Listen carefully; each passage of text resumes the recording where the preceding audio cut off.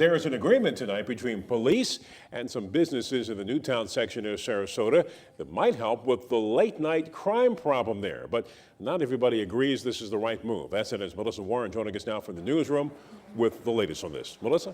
Sarasota Police Chief Bernadette DePino believes a new agreement with some of the businesses in the MLK corridor to voluntarily close at 2:30 will reduce late night disturbances, while other business owners and community members still question the kind of message it's sending. When you say voluntary, I can remember my mother asking me, Carlos, don't you want to wash the dishes? And I got up and volunteered to wash them, but I really didn't have a choice.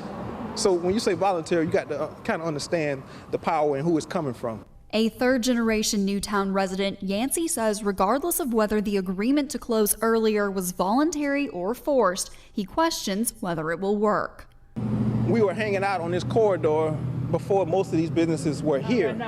And I think people are going to continue to hang out on this corridor whether the businesses are open or closed. Chief DePino says following concerns over last month's City Commission meeting, she and City Manager Tom Barwin met with business owners. Probably close to 30 to 40 people were at the meeting, and everyone spoke and brought up concerns and issues and what their opinions were about the closures of the businesses as well as the police officers and enforcing the law. DePino says in addition to the businesses agreeing to close a little earlier, she will send more officers to patrol when they're needed. And that's what the community wants, and we're willing to put our officers out there because we do want a safe community. April Glasgow founded the nonprofit Second Chance's Last Opportunity on MLK to help those in need, and says rather than changing the businesses, someone needs to change the culture. That the community has been divided for a very long time. And now, if this is an issue being brought up, let's find the resources, let's find funding, let's fund the programs that already exist in the community and help them to make this community what it needs to be.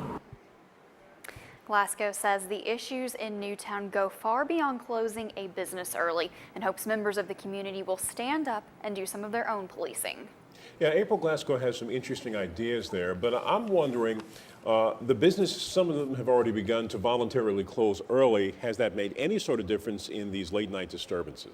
Well, it's only been a week since they met on July 31st, but DePino says the businesses have been closing by 2:30, and she says crowds and disturbances seem to be down so far. All right, Melissa, we will continue watching. Thank you.